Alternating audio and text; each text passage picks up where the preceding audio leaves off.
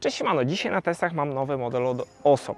Jest to dokładnie L2 Max, model z dwoma silnikami po 1000 W na każdy silnik. Co on potrafi? Zapraszam do oglądania.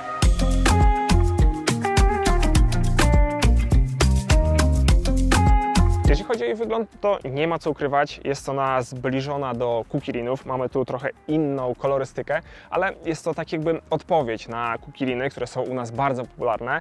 Ten model ma być lepszą hulajnogą, lepiej wykonaną, z lepszymi podzespołami, ale czy tak jest faktycznie? Zacznijmy od ogólnej konstrukcji. Tutaj jeżeli chodzi o na przykład elementy błotników, wydaje mi się, że to jest z grubszego plastiku niż przeważnie w Kukirinach, a co ważne, no jest to lepiej rozwiązane i jest to mocniejsze. Sam błotnik ma tu dodatkowe uszczelnienia.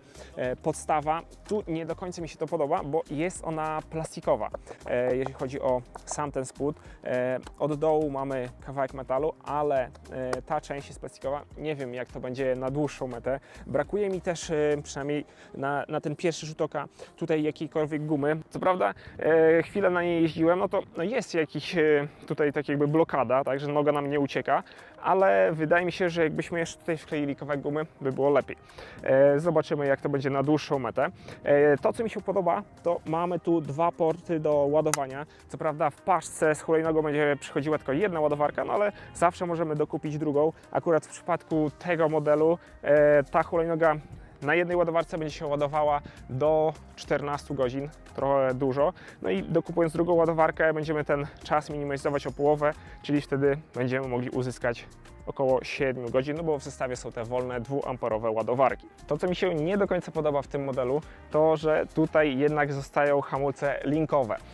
Osom będzie miał modele droższe, które już będą miały hydraulikę. Tutaj jeszcze zostają hamulce linkowe. Idąc dalej po budowie, sam podnóżek również jest wykonany z plastiku, tak jak i ta podstawa, ale on ma akurat kawałek gumy, więc tutaj na tym elemencie wygodnie możemy postawić nogę i to jest na plus. Przechodząc do kolejnych części, czyli do kierownicy, sama część tutaj przy podstawie wydaje się być bardzo zbliżona do tego, co mamy na przykład w G2 Masterze. Same amortyzatory też są tutaj spore. Jak na pierwsze wrażenia jeździ się na niej wygodnie i fajnie wyłapuje ona nierówności. Przechodząc do kolumny kierowniczej, nie ma ona regulacji, więc no, trzeba się nastawić na to, że osoby niższe tutaj sobie tej kierownicy nie opuszczą. Najlepiej by było, żebyście mogli sprawdzić, czy wysokość będzie dla Was odpowiednia. Ja, jeżeli się tutaj ustawiam, no to kierownica jest na wysokości dziś mojego pępka. Ja mam 182 cm wzrostu. Sama kolumna wydaje się być porządna.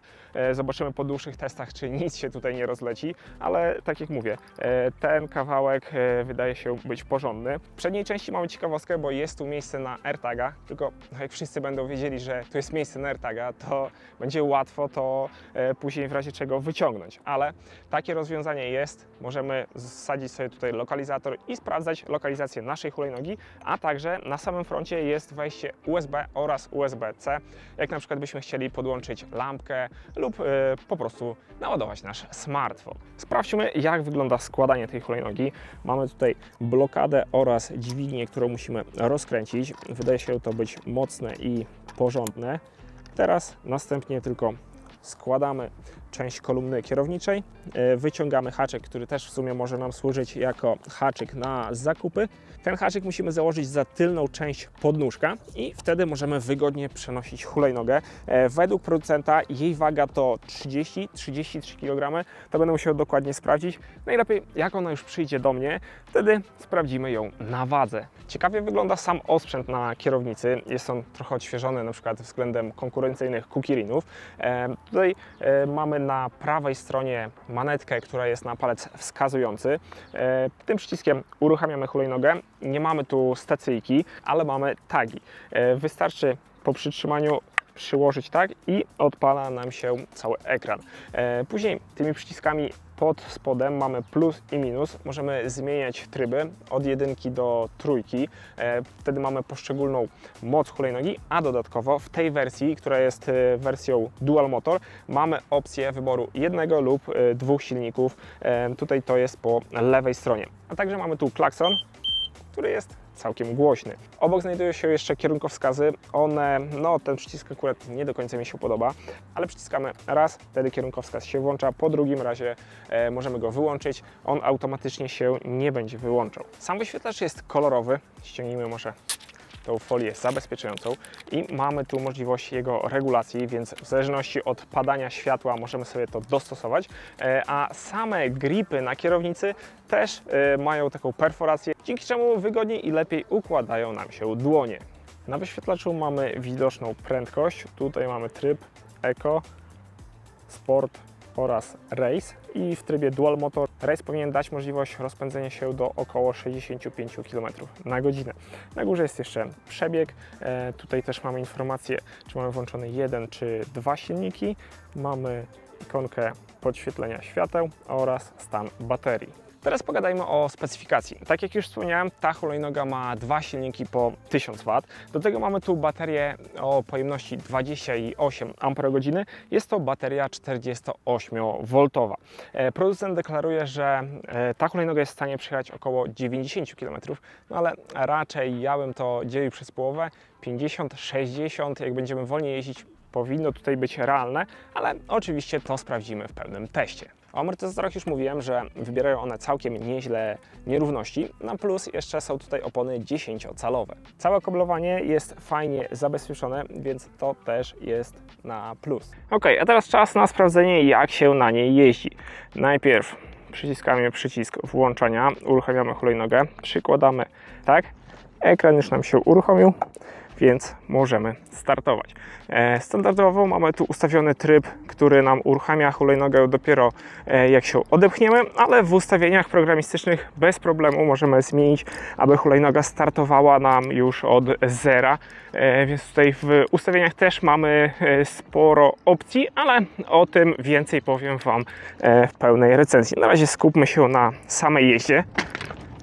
Jeśli chodzi o amortyzatory, no to tak jak wspomniałem, są one dosyć miękkie, ale z drugiej strony też elastyczne, więc fajnie oddają nam te nasze wszystkie ruchy. Tu bez problemu możemy, teraz mamy jeden silnik, teraz mamy dwa silniki, większą moc i tutaj mamy tak, tryby Eco, Sport i mamy tryb Race.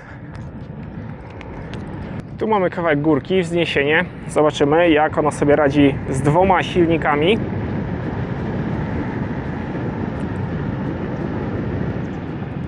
No powiem Wam, że bez najmniejszego zająknięcia wjeżdża tutaj nawet pod takie górki.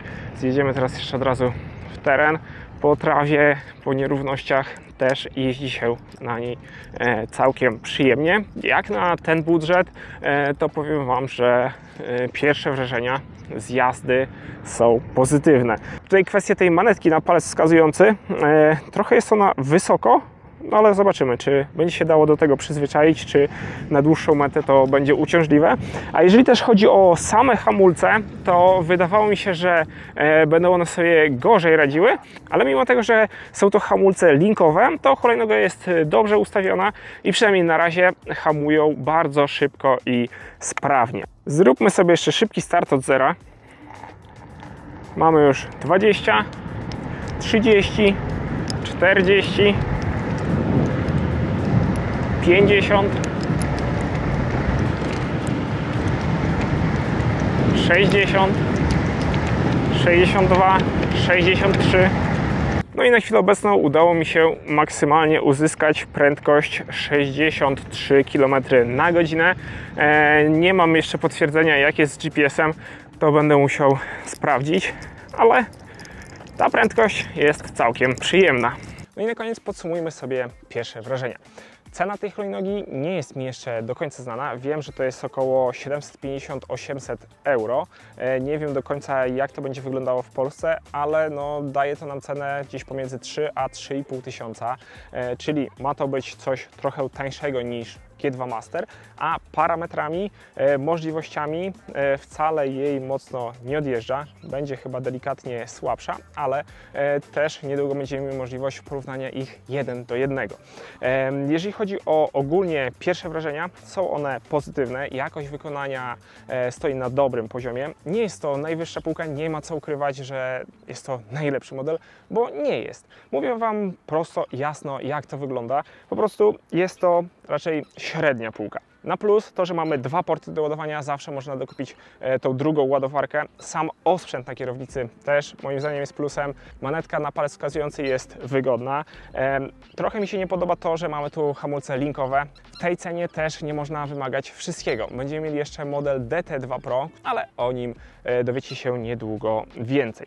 Na razie z pierwszych wrażeń myślę, że to by było tyle. Jeżeli są jakieś pytania, zachęcam do komentowania, lajkowania. Pamiętajcie też o kuponie AREK6, który daje 6% rabatu na sklepie Geekbuying. W sumie działa on na wszystko, nie tylko na ten model hulajnogi, więc jak jesteście zainteresowani, chcecie coś tam kupić, śmiało możecie używać tego kodu, to da on Wam 6% rabatu na cały sklep. No i na razie ode mnie to tyle. Dzięki za uwagę, do następnego. Cześć!